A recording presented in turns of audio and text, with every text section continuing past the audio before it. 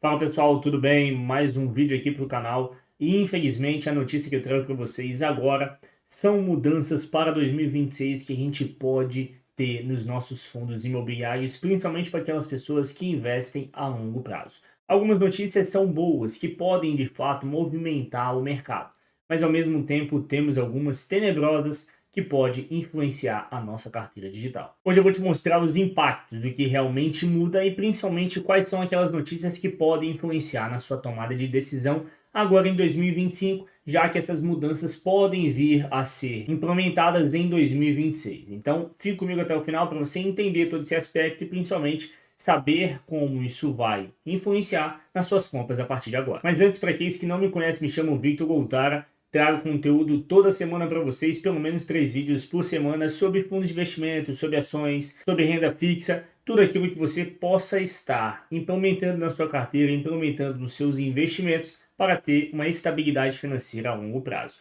Convido vocês a se inscreverem, ativarem as notificações e estarem com a gente aqui todas as semanas, tá bom? Então, rumo ao milhão não é um objetivo apenas pessoal, mas também eu quero que seja o de vocês, tá? Sem muita enrolação, vamos entender o que nós temos de implementação para os nossos fundos imobiliários em começo de 2026. Como o brasileiro só nasceu para tomar naquele lugar e infelizmente temos governantes que mais uma vez querem gastar muito e ao mesmo tempo cobrar de quem? De quem de fato mantém toda essa mamata em dia. Sendo assim, mais uma vez, fundos imobiliários e FIAGRO podem ter taxação de imposto de renda de 5% no início de 2026. Aí você, talvez que não tenha tanto conhecimento, pode se perguntar, poxa, 5% de imposto de renda? Isso não vai mudar praticamente nada, né, em comparação a tudo que eu posso receber de fundos imobiliários. Aí é que você se engana, a gente pode ter desvalorização da própria cota em si, e isso eu vou explicar para vocês nesse vídeo. Temos ainda diminuição dos dividendos e também diminuição do nosso dividendo anual, tanto de porcentagem quanto de valor, consequentemente.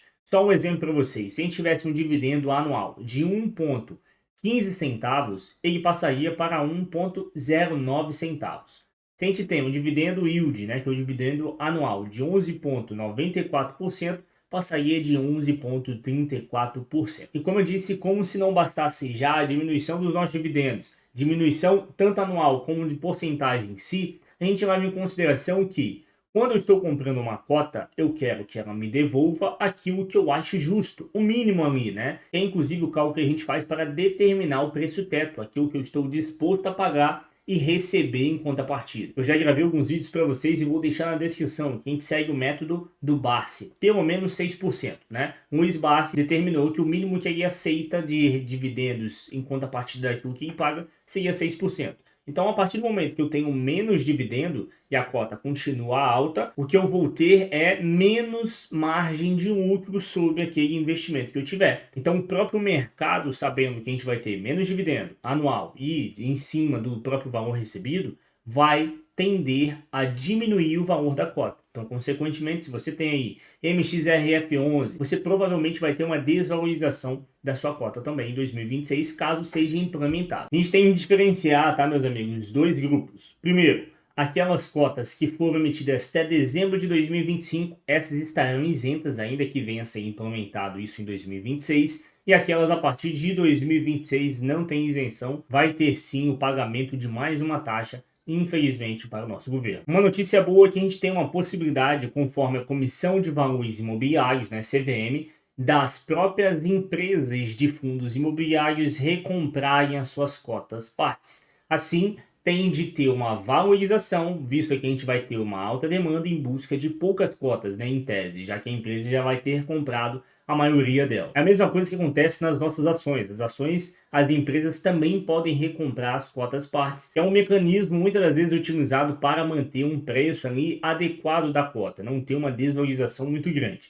Lembrando, isso não faz com que uma cota, seja de uma ação ou de fundos imobiliários, de uma empresa ruim se torne boa. Muito pelo contrário, é só uma estratégia de mecanismo de mercado como um todo para manter um preço ali estagnado, em tese. Outro ponto, em tese favorável, é a própria movimentação do mercado. Não necessariamente está ligado à taxação que o próprio governo está querendo fazer, tá, meus amigos? É só uma movimentação de mercado que já vem acontecendo desde 2020, que é basicamente a internacionalização dos nossos fundos imobiliários brasileiros. Ou seja, em 2020 a gente teve 7% de fundos que tiveram um crescimento de investidores estrangeiros. mais ou menos como acontece nos modelos internacionais. Em 2024, a gente teve praticamente o dobro de participação estrangeira, ou seja, em 2020 a gente tinha 7% e em 2024 a gente teve 14%. Então temos maior visibilidade internacional, maior liquidez e, consequentemente, também maior valorização. Isso é uma perspectiva, não necessariamente isso vai acontecer. E o último ponto, e não menos importante, que pode ser uma valorização para a gente, né? Não ficar apenas com a informação de que a gente vai ter mais uma taxação para ser paga,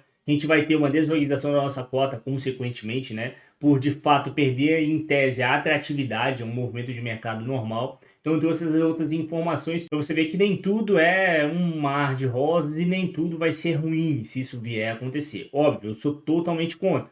O governo deveria enxugar os gastos e não fazer o contrário, manter os gastos altos e cobrar mais da população. O nosso país já é o que mais paga de imposto. Não faz sentido algum eu ter que ficar gastando pouquinho em pouquinho, cobrando mais e mais sobre toda e qualquer movimentação bancária. Inclusive, eu peço a sua opinião, tá? Você é a favor ou é contra de mais uma cota aí pra gente pagar, né? Mais um imposto como um todo para ser pago? Quero saber a sua opinião também, deixa nos comentários, tá bom? Eu sou totalmente contra. Não vejo necessidade, muito pelo contrário. Vejo necessidade de corte de gastos, o que não acontece na prática. Então, para finalizarmos, a gente tem uma boa notícia aí para os nossos fundos imobiliários nos próximos anos. Não agora, nos próximos anos. Que seria a redução da nossa Selic, que infelizmente ainda não aconteceu. Ano de 2025 provavelmente vai fechar em 15%, e temos uma perspectiva para 2026 de uma queda aí de pelo menos 2 a 3,5%, ou seja, chegando a 12,5%. E temos ainda a perspectiva de 2026 para 2027 ter uma queda ainda maior.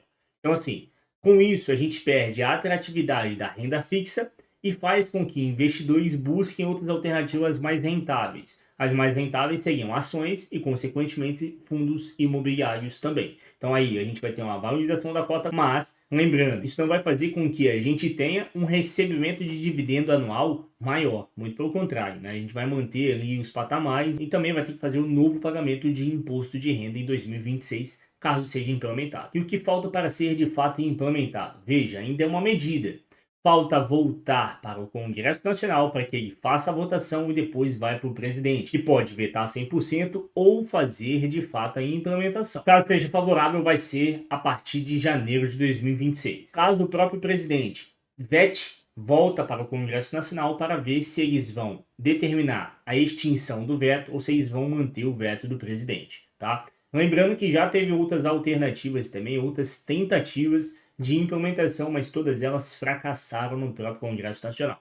Vamos ver se dessa vez vai passar, né? Eu torço sinceramente para que não aconteça. Já é um sacrifício ter dinheiro para comprar as coisas, já é um sacrifício ter dinheiro, inclusive, para investir e principalmente a gente que está buscando ter uma melhoria de vida, ter uma carteira digital, né? Uma estabilidade financeira, não faz sentido eu ter que pagar mais um imposto, mais uma cotazinha para o Estado, né? Tendo em vista que a gente tem um Brasil aí praticamente bancado pelo assistencialismo, né? Eu sei porque eu trabalho como advogado, tá? Muitos dos meus clientes, por muitas vezes, não querem entrar com um processo que é devido, que tem o seu direito, porque vai perder seu Bolsa Família, tá? Então, essa é a minha opinião, quero saber a sua opinião também. Não se esqueça de se inscrever, ativar as notificações, de compartilhar esse vídeo para outras pessoas. Então, todos abençoados da semana para você e sua família. Não esqueça, veja outro vídeo como esse, que com certeza vai te ajudar.